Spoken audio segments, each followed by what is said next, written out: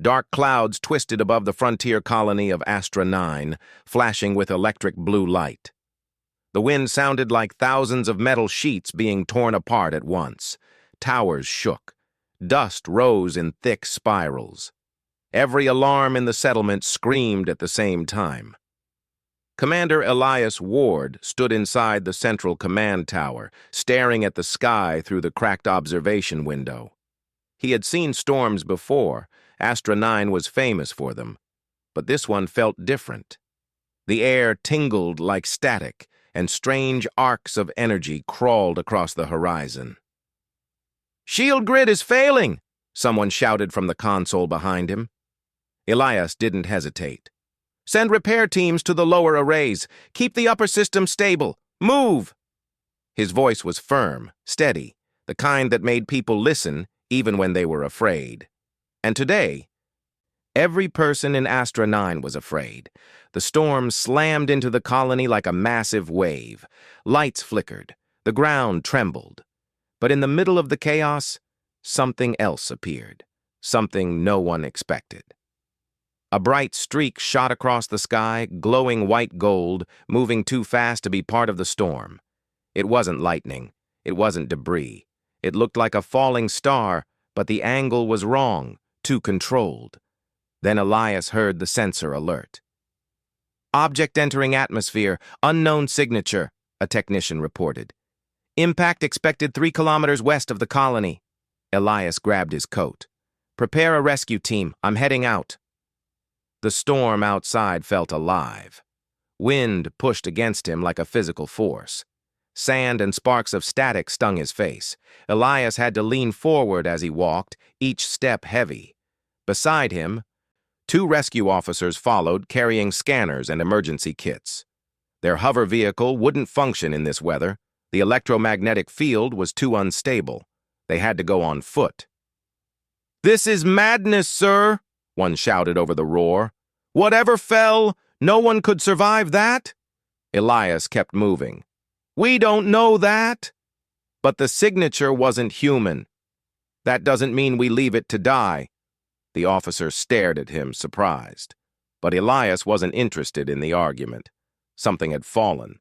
Someone might be inside. Human or not, he couldn't ignore that. That was why Astra 9 trusted him. He didn't choose who deserved help. He helped anyone who needed it. After half an hour of struggling through wind and sand, they saw it. A still smoking crater at the base of a rocky hill. Blue lightning flickered around it, jumping between the stones like nervous insects.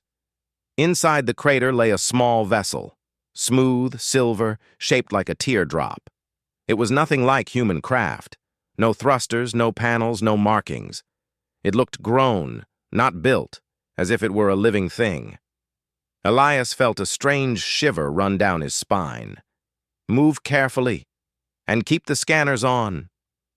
He slid down the edge of the crater, boots sinking into soft, warm sand. The rescue team followed behind him.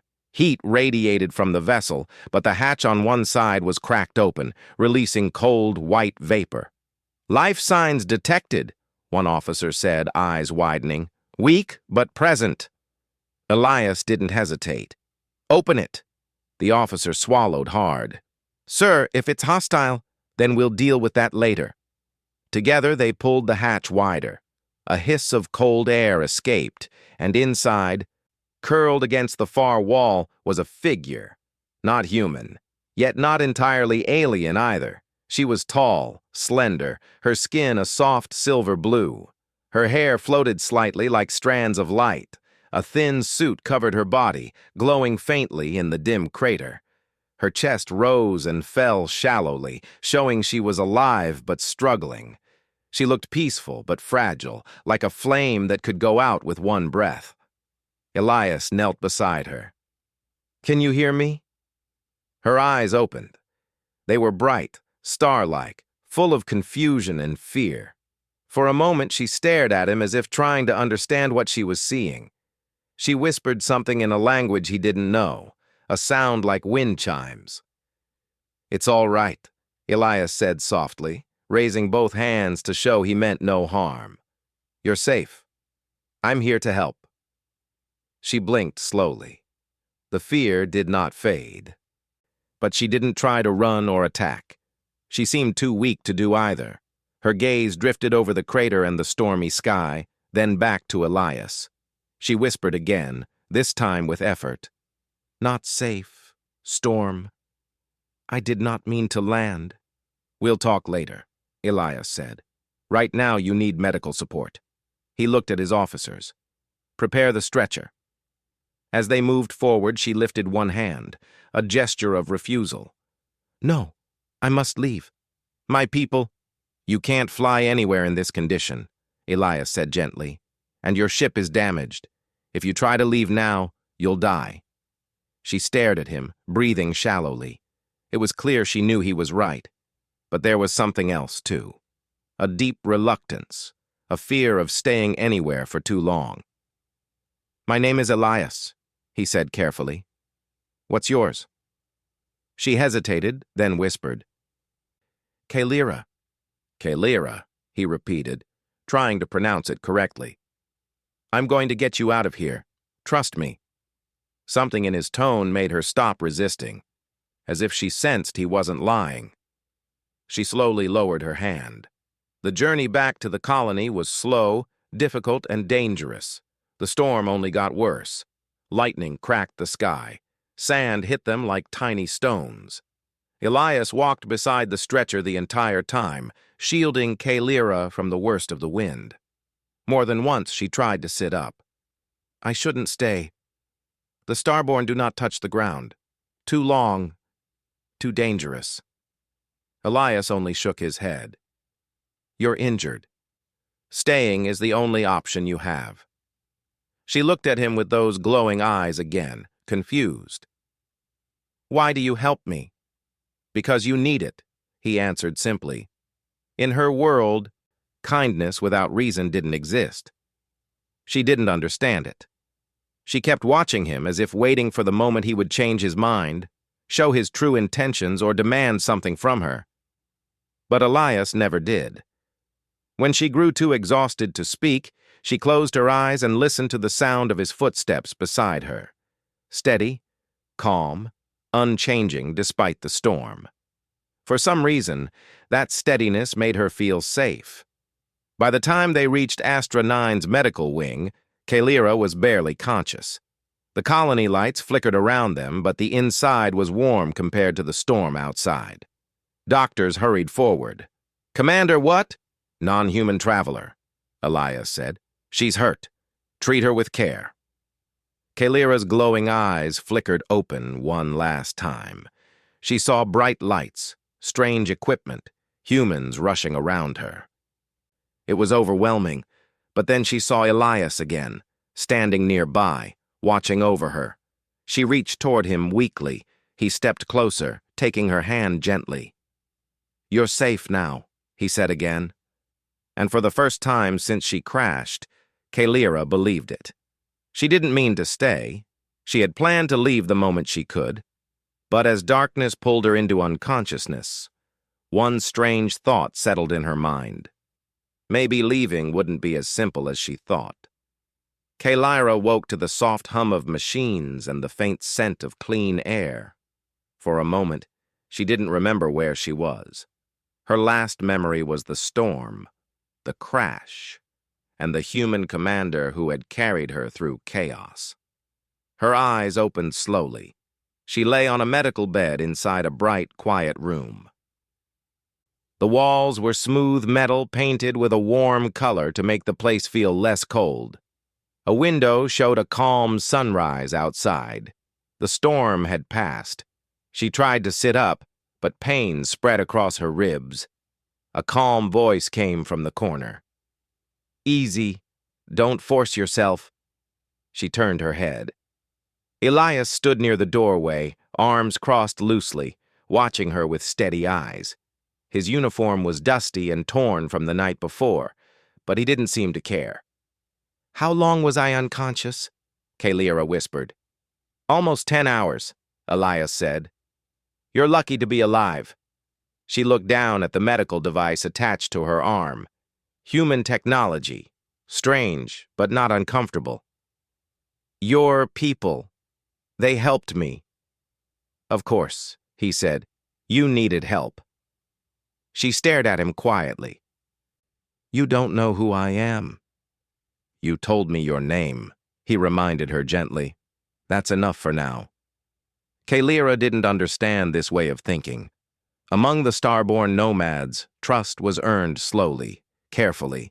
They didn't treat strangers with kindness. They kept distance. They kept moving. They believed stillness brought danger.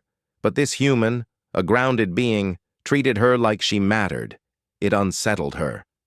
Later that morning, once Kalira could sit up without dizziness, she was moved from the medical bed to a quiet corner with a view of the colony. A doctor explained the damage to her body and then left her to rest. Elias returned soon after with a small tablet in his hand. I thought you might like something to keep your mind busy, he said, handing it to her. The tablet lit up, showing a simple interface and moving images. News, maps, information about Astra 9, its history, its people, its goals. Kalira touched the screen curiously. The device responded instantly. You live in a strange world, she murmured. Elias smiled slightly. We make it work. He stood beside her, looking out the window. Astra 9 is a frontier colony. It was built to help travelers and keep the peace in this region. It's not perfect, but we try. Kalira studied him. His voice was calm, but she sensed something deeper. Responsibility, weight, burdens he didn't show. You are the leader here. I'm the commander, he corrected, but we all share the work. And you saved me? I'm glad I did, he said simply. She turned her face away. His kindness felt heavy. She didn't know how to respond. As the days passed, Kalira healed faster than the doctors expected. Her alien biology responded quickly to treatment, and soon she could walk with only a slight discomfort in her side. Elias visited her often, checking on her progress, but he never pushed, never asked personal questions. He kept a respectful distance, letting her adjust to his world. One afternoon, he found her standing outside the medical center, staring at the colony. Astra 9 was rebuilding after the storm. Humans worked together, repairing broken panels, fixing towers, sharing tools and jokes. Children ran through the dusty streets laughing. Shops reopened. Engineers climbed tall poles to restore lights. Kalira watched with fascination. Your people. They rebuild fast. We have to, Elias said, stepping beside her. Out here, no one else is going to save us. She tilted her head. You aren't afraid of storms? We're afraid, he admitted. But fear doesn't stop us. We keep going. Kalira felt something warm move in her chest. Her people moved through the stars with pride, but they never settled long enough to rebuild anything. They escaped problems. Humans faced them. It made her wonder which way was stronger. As her strength returned, Kalira offered to help with small tasks around the colony. She didn't want to sit and watch all day. She needed to move, to understand this place that felt so different from her own life. The colonists were nervous at first. She was tall, glowing, and clearly not human. But when Elias introduced her personally and assured everyone she was a friend, the fear softened. Kalira helped repair communication arrays. She used her heightened senses to detect energy leaks the humans couldn't see. She explained small improvements that could stabilize their equipment. The colonists respected her quickly.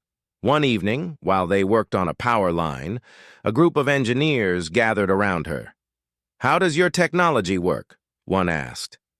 Kalira paused. Among Starborn, knowledge was guarded. But these people weren't trying to steal, just understand. It listens to energy, she answered. It flows with the universe, not against it. Elias, who stood nearby, watched the exchange with quiet pride. Kalira realized it was the first time she had spoken freely about her people. Somehow, the colony made her feel safe enough to do so, but the peace didn't last. 2 days later, Kalira woke with a strange sensation.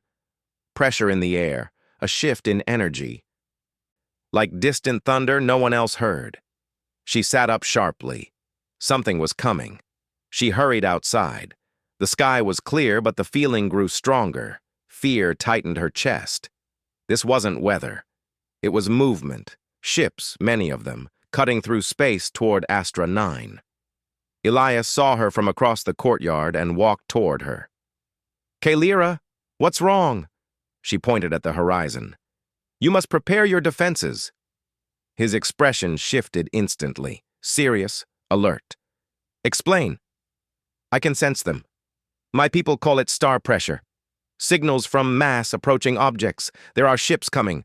Hostile ones." Elias didn't question her. He trusted her already. "How long?" "Hours," she said. "Which direction?" She closed her eyes, feeling the pressure in the air like a distant drum. "North." "Fast." Elias turned to the nearest officer. "Sound the alert. Now." Sirens filled the air. People ran to their positions. Shields powered up. Defense cannons aligned. Kalira stood beside Elias as the colony prepared for war. "You should go inside," he told her. "You're still healing." "No," she said firmly. "These attackers, they do not forgive. They take what they want. If I leave you, they will destroy your home." Elias looked at her, surprised. "Kalira, you don't owe us anything. You can hide until the danger passes." She shook her head. "I didn't mean to stay in this place. I didn't mean to trust you. But your kindness, it changed something in me." She met his eyes. "Humans helped me when they had every reason not to. I will not leave you to fight alone." He didn't speak for a moment. His jaw tightened with emotion he didn't show often. "Then we stand together." She nodded. The enemy ships appeared hours later, dark, angular, and full of weapons. The sky filled with the sound of engines and energy blasts. Astra 9 shook with the impact of their first strike. Kalira moved like lightning, her senses guiding her to weak points in the enemy attack patterns. She warned soldiers, redirected energy lines, and helped stabilize shields. Elias fought on the front lines, fearless and determined. When the shield generator overloaded, Kalira leapt forward and absorbed the blast, redirecting the energy safely into the ground. The colonists stared at her with awe. When Elias was pinned behind debris, Kalira pushed through falling metal to pull him free. When the attackers tried to breach the gate, she stood beside the human defenders and used her abilities to bend the attack beams away. Hours passed. The battle was fierce. But together, humans and starborn strength forced the attackers to retreat. As the last enemy ship vanished into the sky, thunder rolled across the horizon, not from a storm, but from the cheering of Astra 9. Kalira breathed heavily, exhausted but alive. Dirt covered her silver-blue skin, and her glowing hair dimmed with fatigue. Elias approached her, his face warm with gratitude. "We couldn't have done it without you." "You would have found a way," she said softly. He shook his head. "Not this time." Kalira looked at the damaged colony. Humans were already helping each other again, lifting debris, supporting the injured, repairing what was broken. Their spirit amazed her. For the first time, she asked herself a question she never expected. Why do I feel like I'm meant to stay here? The battle was over, but Astra 9 looked as if the storm had returned. Smoke rose from damaged buildings. Cracked metal panels lay scattered across the ground. Lights flickered weakly, and the air still carried the sharp scent of burnt energy. Yet despite all this, the colony was alive. Humans moved quickly, helping one another with steady hands and determined faces. Some carried tools, some carried stretchers, some simply stood offering water or support to those who needed it. The energy was not fear anymore. It was hope. Kalira stood quietly on a small rise of land, watching the people below her. Her body ached, and her glowing hair had dimmed almost to gray. But she felt something warm inside her, a quiet strength she didn't feel even among her own people. She hadn't expected the colony to survive. She hadn't expected herself to survive. But humans surprised her again. Elias approached her slowly, his boots crunching over broken pieces of metal. His uniform was torn, his arm wrapped in a bandage, and there was a dark smear of dust across his cheek. Still, he walked with calm confidence. "We're safe," he said gently. Kalira nodded. "For now." He studied her face. "You saved many lives today." "I only did what was needed," she murmured. "You did more than that," he said. "You stood with us even though you could have run. You didn't owe us anything." Kalira turned her gaze back to the colony. "Your people fight with more heart than I ever imagined. You protect each other. You rebuild together, and when you fall, you rise again." She paused, her voice softer. "It is not what I expected from grounded beings." Elias gave a quiet laugh. "We surprise people." "Surprise," she repeated thoughtfully. "Yes, that word fits humans well." Kalira's ship had been recovered from the crater after the battle. Engineers now worked around it, using parts from the colony to help repair it. The vessel would be ready to fly in a matter of days. Soon she would have to leave. The thought filled her with a strange emptiness. For most of her life, Kalira had been taught that staying too long in one place was dangerous. The starborn nomads traveled endlessly. They didn't bond with planets, cultures, or people. They didn't anchor their hearts anywhere. But now, her heart felt anchored without her permission. She walked slowly through the colony, watching as people repaired their homes. Children waved at her. Some adults nodded in thanks.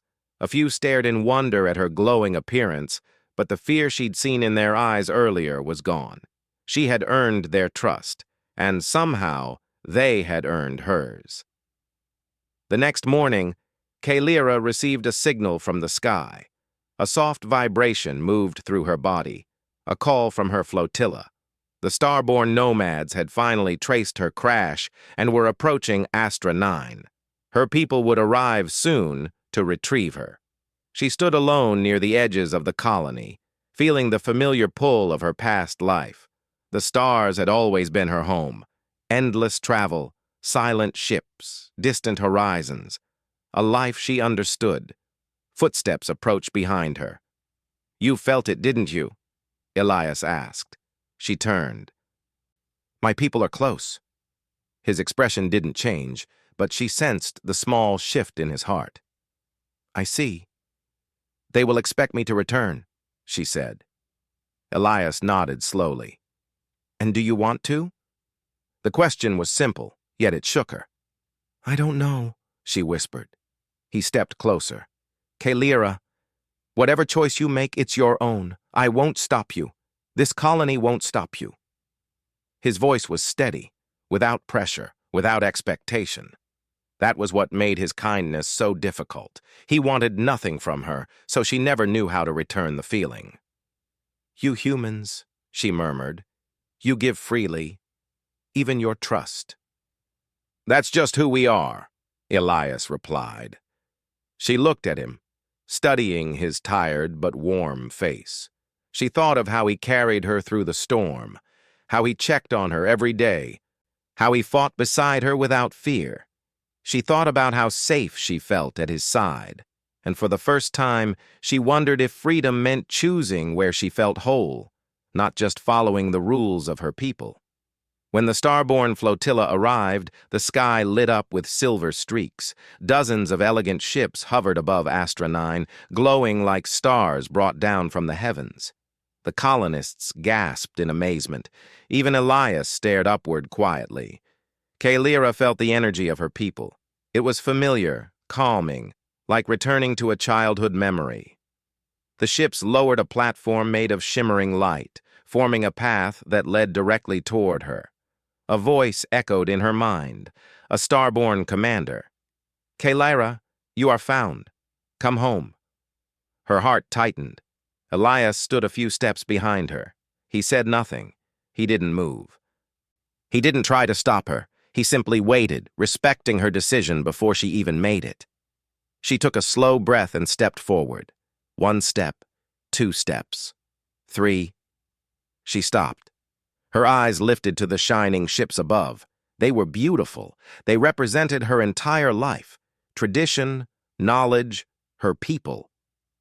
But when she looked back, she saw something more powerful. The colony, battered but alive. Humans working together, children laughing, a future that wasn't empty or lonely. And Elias, watching her with a quiet hope he refused to show in words. She closed her eyes. Then she turned back toward him. Elias blinked, confused. Kalyra? I cannot return, she said softly. Not yet. Maybe not ever. His breath caught. Are you certain? She nodded.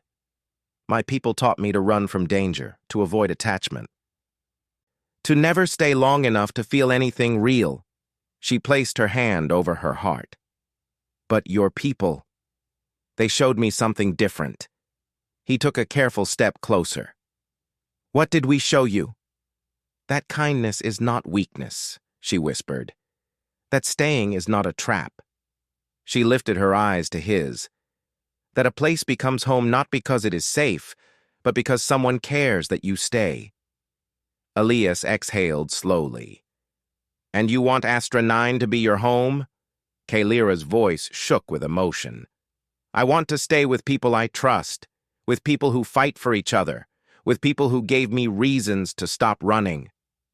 Silence stretched between them, filled with unspoken meaning. Then Elias smiled, small, genuine, full of warmth. Then, welcome home, Kalyra. Her flotilla didn't argue. Starborn rules were strict. But they respected personal choices when they were made with conviction. One by one, the glowing ships lifted away, disappearing back into the stars. Kalyra watched them fade, feeling a strange mix of sadness and peace. She had closed one door but opened another. Elias stood beside her on the colony's watchtower, the wind brushing gently against them. Are you sure you won't miss traveling the stars? He asked. I will, she answered honestly. But I found something here the stars never gave me. What's that? She looked at him with quiet gratitude. A reason to stop leaving? The sun rose slowly over Astra 9, lighting the damaged roofs and broken towers in gold. It wasn't perfect. It wasn't easy. But it was alive. And it welcomed her. Kalyra stood taller, her glowing hair brightening once more. She didn't mean to stay. She didn't plan to trust humans. But his kindness and humanity's stubborn, shining spirit made her forget why she ever wanted to leave.